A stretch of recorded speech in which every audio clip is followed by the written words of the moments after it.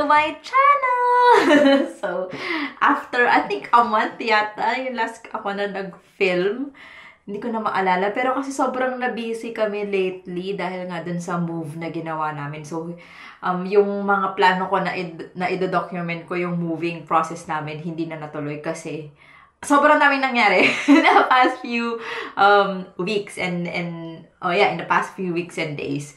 So, yun. And, plus, na-injure pa ako. So, nalaglag ako sa hagdanan dito. And, na-sprain ko yung ankle ko really badly. This is the first time na naggrabe yung sprain na nangyari sa akin. So, I don't know if, siguro papakita ko yung video kung paano ako nalaglag sa hagdanan. And yun, so today is September 3. 3 p.m., 3:30 p.m. So, I decided na start na ulit yung vlogs and yung mga update din sa Project Pan. Ayun, nakalimutan ko na rin. So, marami ako mga empty na natapon ko na kasi nga nagmo-move kami. Hindi ko sure kung... Pero may mga naiwan pa dito. So, ayun, hopefully, I would be able to like update you guys on that. And my plan was originally to show you what I did, like, parang per room, kung ano yung mga yung decorations, or like, yung design na gagawin namin, and kung paano ko siya inayos. Pero yun nga, since ang dami na nangyari, yung iba, ito, like, for example, my office, some of it is already set up, but not everything. So, gagawin ko na lang din siya siguro weekly update, or ilalagay ko na lang siya sa mga vlogs para mas madali. Parang yung initial plan ko kasi every room, kaso nga lang parang hindi na siya feasible. So yun. So today, my plan is because I have a cabinet here in my office that, ayan, siguro mga isang buwan na yun nandyan. Kasi nga, kailan ba kami lumipat? Yeah, July. End of July, namin nakuha yung keys for this house, and it's September already. So, 1 month na halos tong mga gamit na nandito. So, hindi ko alam baka may mga kulang na parts dyan. hindi ko na makakontakt yung seller kasi I'm sure baka lagpas 30 days na. But anyway, so yun, my plan is to build the cabinet office today. So, I'll show you that.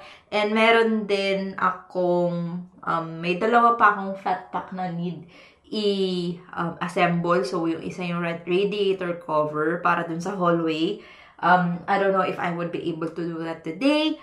Or, shoe rack din. Kasi nakakalat lang yung shoes namin. Although, nakapack naman siya nicely. Pero, yung mga shoes namin is nandun lang siya sa isang bag dun sa ground floor living room. So, yun.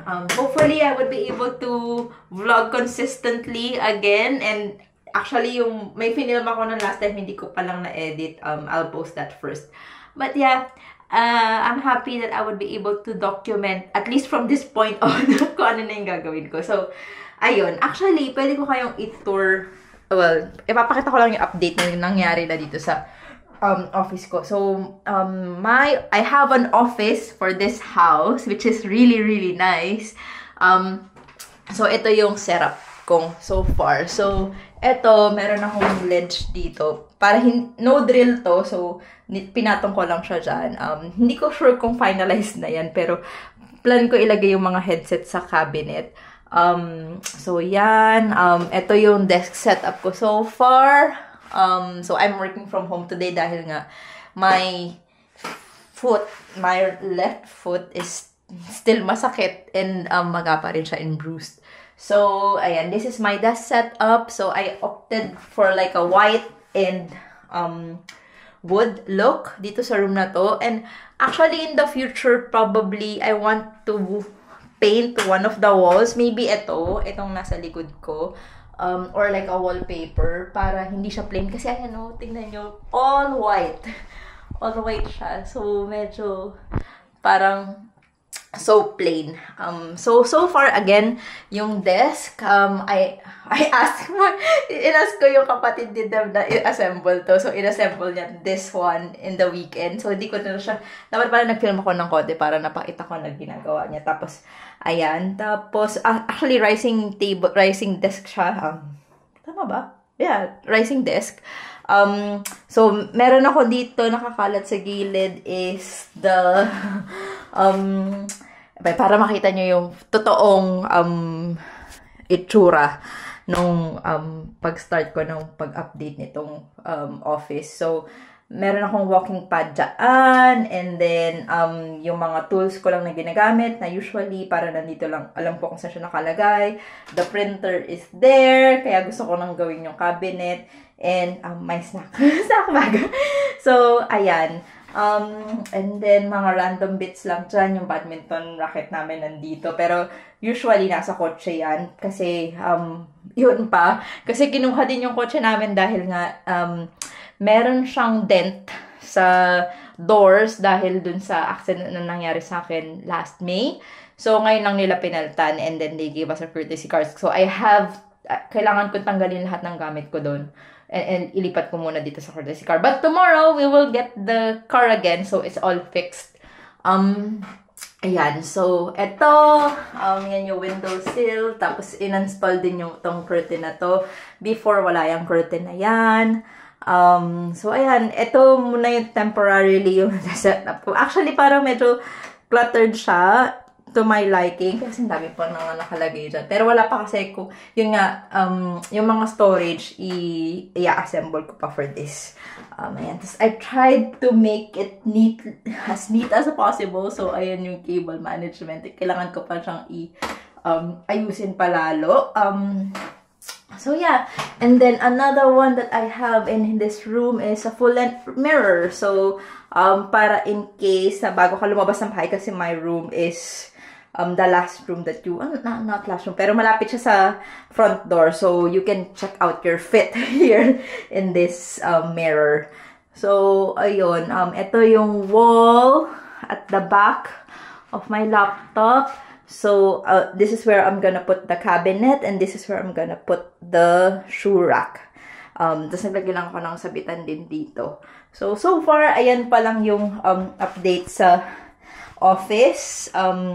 May mga shoes na nakakalat din dyan. So, iyon. Again, siguro papakita ko na lang din yung hallway. Kung ano na yung naging update dito so far. So, the hallway, actually, yung mga nabahan ko nandyan pa. Pero, sa hallway, ang nadagdag pa lang is itong big mirror din. Para just in case na paglalabas ka nga, pwede kang magsalamin dito. And then, this is the toilet downstairs for the guests. So, actually, ito medyo, maayos ko na siya na-decorate. So, ayan, merong nakabit na yung mirror, and yung art from our old house, tapos may diffuser lang dyan. Actually, yung theme nitong room na to is sobrang girly compared to the other house. Nung last house, blue yung theme na. So, this one's pink and red. So, the mirror is red. Ito may, parang, ewan ko, dito yata ako na-inspire sa rag. Sorry, nakikita niyo yung toilet. So, dito ako na-inspire. May cherries, may red and touch of pink. So, yung binili ko na, what do you call this?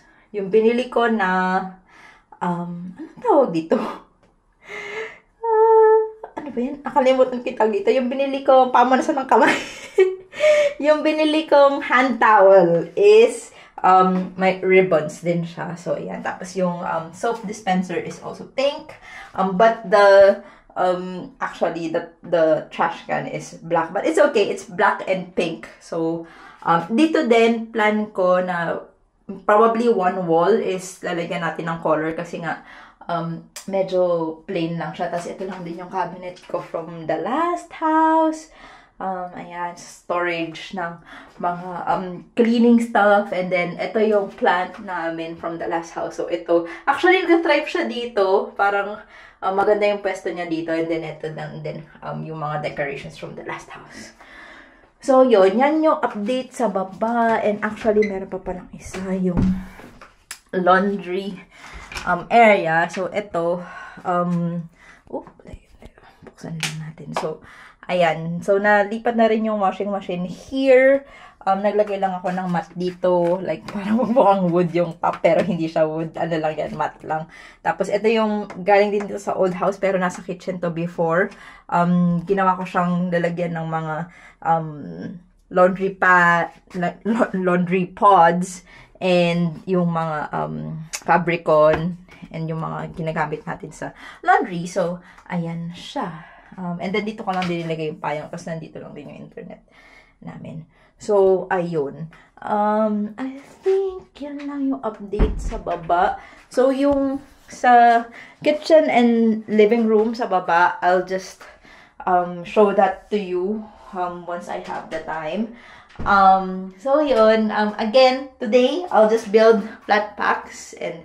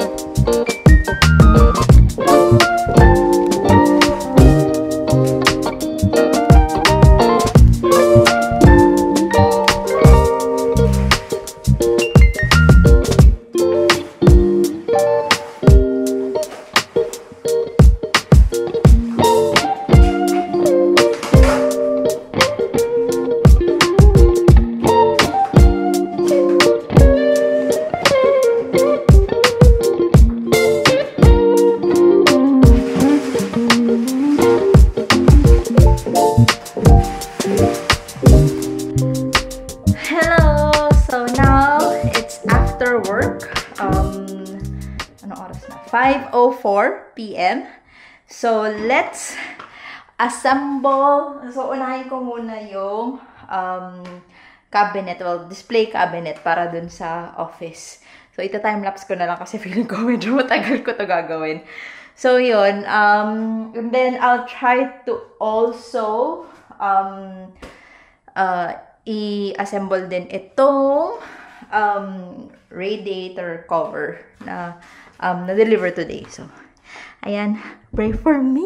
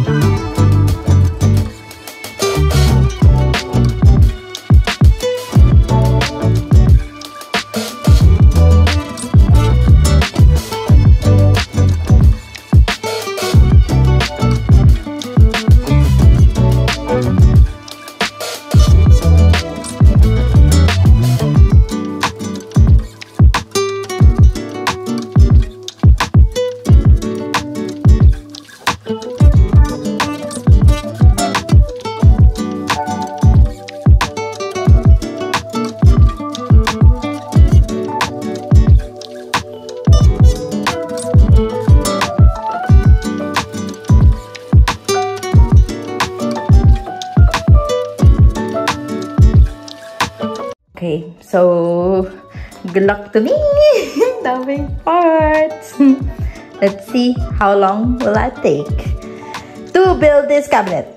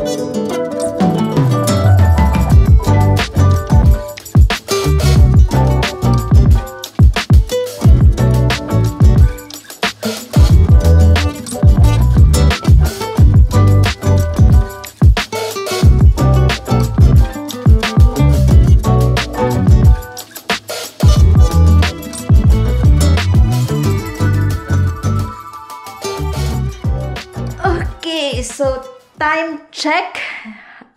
It's 7:04. So I did it in how many hours? 2 hours! Actually, it's not that bad. Ayan, so natapos na natin siya, pero need ko lang ng help na itayo siya kasi mabigat. Feeling ko mabigat siya. So, yun. And then ilalagay natin siya sa room later. I'm so pagod. Papahinga muna ako, tapos pag-iisipan ko kung kaya kong gawin yung yung radiator cover today or baka bukas na lang. Okay, see you later. Bye!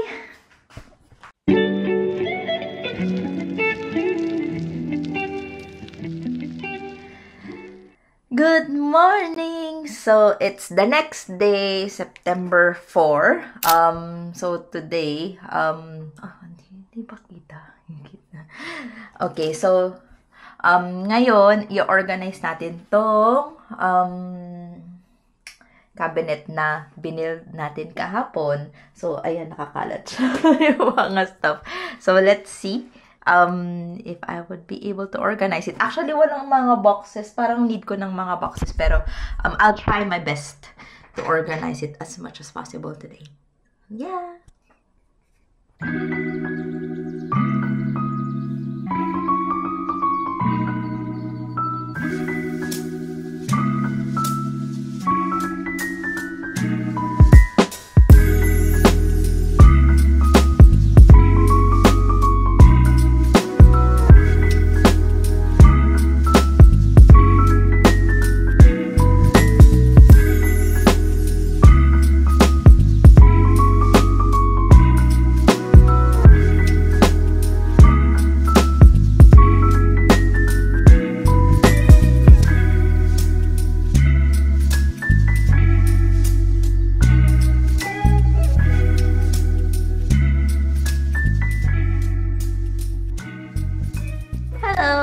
So, it's Friday today, September 5.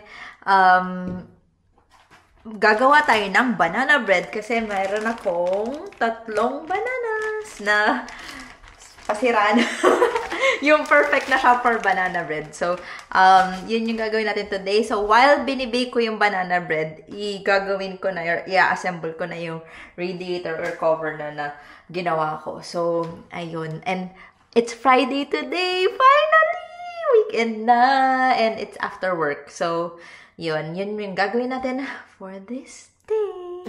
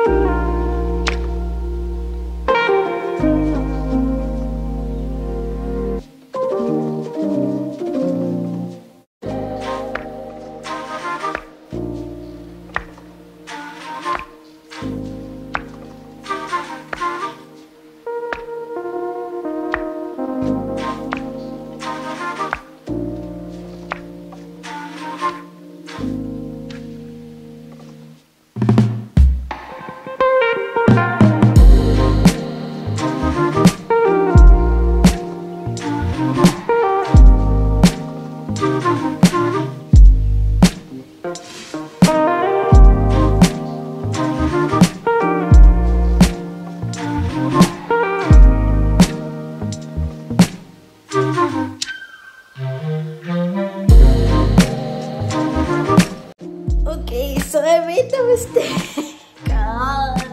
Mali ako ng size. Sabi ko, bakit hindi nag-align? Na-realize ko, mali ako ng size. Well, nagkabaliktad siya. Let's redo!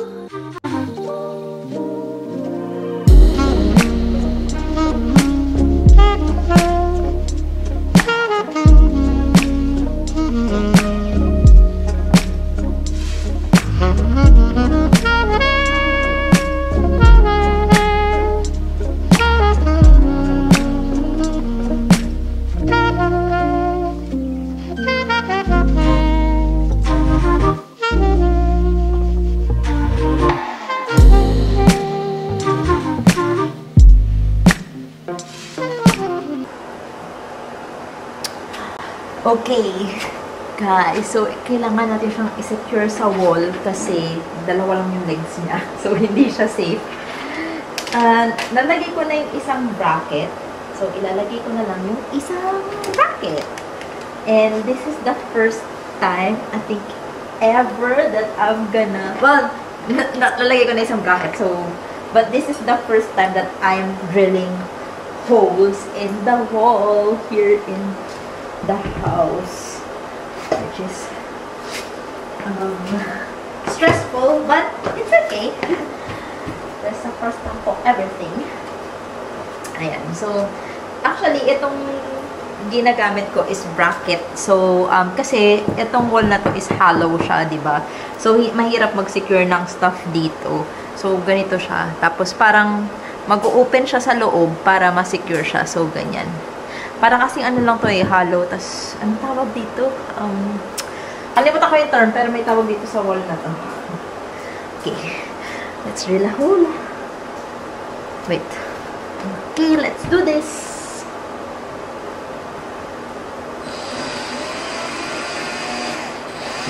Woo! Laki. Woo! But it's okay. And then, so, ang dami nalaglag. Ipapasok natin siya dito. Teka. So, let's put this in. Let's just hammer it in.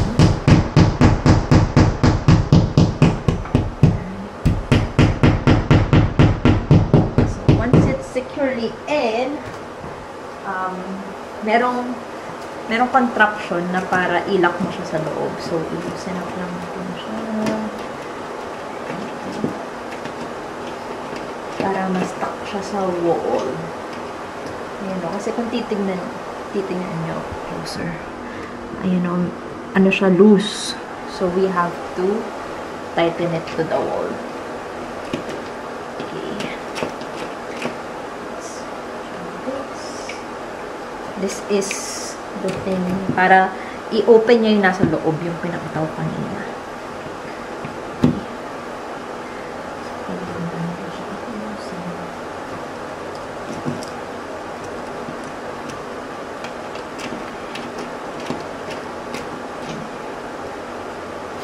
So, natin siyang hilahin gamit tong ano na to.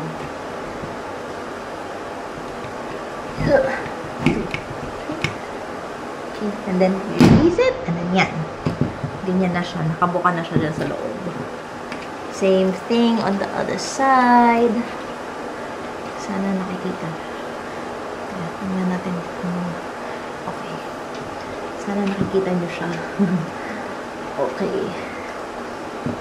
Put it again. Pull, pull, pull, and then release. So, we'll remove the screws.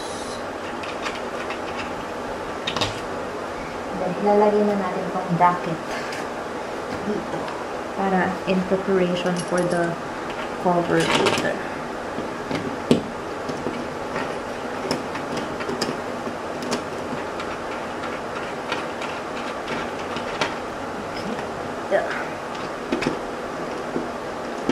Okay, securely fasten na siya sa wall. Okay. Then let's try to test this one out. try to test putting this. Kailangan kong linisin yung isa. Okay, have to check.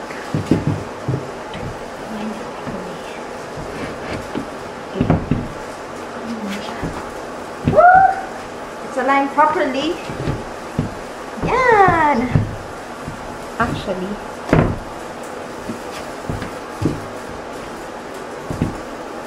Yan!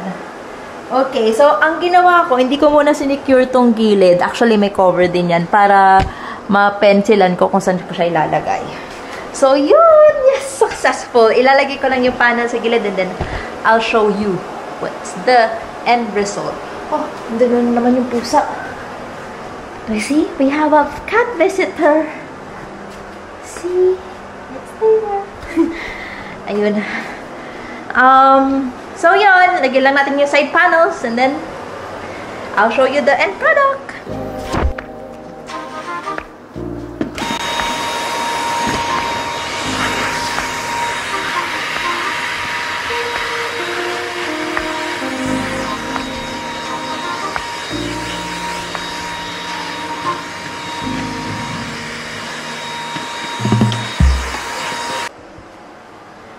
Okay, so nakabit na natin yung side panels. And then, ikabit na natin siya dito for the final show. Final review.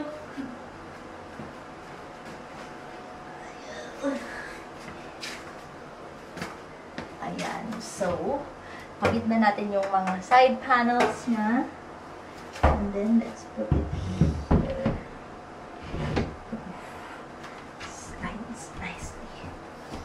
Okay. Whoa. Okay, I'll show you. Okay, so this is the final product. Yan. So, di ba hindi siya mukhang radiator cover? Mukha siyang, ano talaga dyan, cabinet. Hi. So, yun. Lalagyan lang natin dito ng lalagyan ng keys para hindi nakasabit dun yung mga keys namin. And then, yan. So, accomplished this flat pack today. I only have one flat pack left, which is yung shoe rack. And feeling ko yun yung pinaka-complicated. Actually, this one nga, simple lang, pero nagkamali pa rin ako. So, ayun. I think I'll just do that in a different video. So, I think, okay na siguro yung video ko this time. Parang ang dami ko ng content. Di ko sure. Pero, I'll just make another video next time. Kung ano-ano ulit yung mga gagawin ko dito sa bahay. And, I think that's it for this video. I've created, well, I assembled 2 flat packs. So, yung cabinet ko sa office and then itong hallway na shelf or and radiator cover. So, yun. Siguro yung mga next ko na gagawin. Actually, ito, inattempt ko kanina na ikabit yung UV camera. But, it was too high and ang hirap niyang i-drill. So, hindi ko sure kung saan ako maghahanap ng mas malaki pang ladder. Ay, actually, mapakita ko pala itong banana bread. Ito yung finished product. Nakain na namin halos yung half. So, medyo hindi siya same nung lasa nung niluluto ko before kasi this one, parang yung mga tira-tira lang na ingredients na yung nilagay ko. So, yun. Actually, I'm just making soup for dinner today. It's gonna be broccoli soup. So, yun. I'll see you again next time, guys. Bye! Okay, let's go.